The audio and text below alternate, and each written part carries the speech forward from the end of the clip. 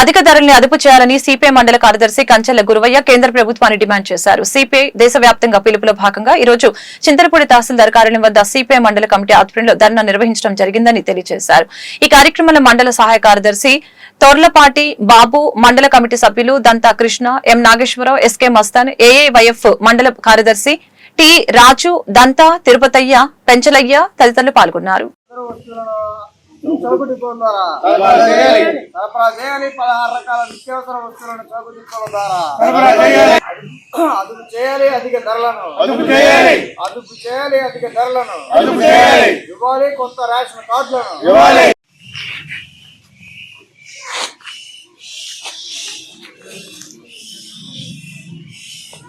అదుపు చేయాలి. అధిక ధరలను ఇవ్వాలి. అర్హులైన వారికి రేషన్ కార్డులు ఇవ్వాలి. తగ్గించాలి. పెట్రోల్ డీజిల్ ధరలను తగ్గించాలి.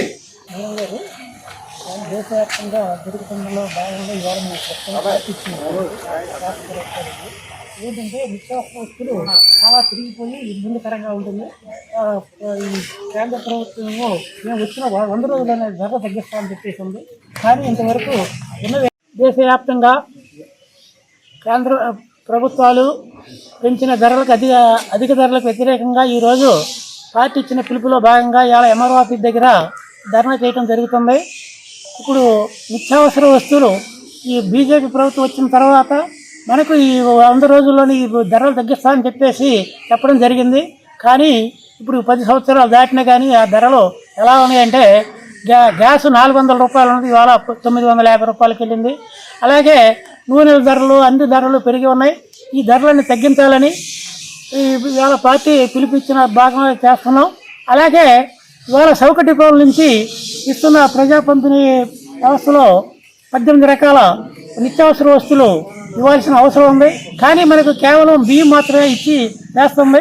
అలాగే ఇప్పుడు కేరళ ప్రభుత్వం ఇస్తున్నట్టుగా ఈ ప్రభుత్వంలో మనకు కూడాను ఈ 18 రకాల వస్తువులు ఇవ్వాలని డిమాండ్ చేస్తూ, అలాగే ఇవాళ ఈ రేషన్ కార్డులు అందరికీ కేంద్ర ప్రభుత్వం అధికారంలోకి వచ్చిన తర్వాత గతంలో ఇప్పుడు కూడా నిత్యావసర వస్తువుల ధరలు కొనలేని స్థాయిలో పెరిగిపోయినాయి.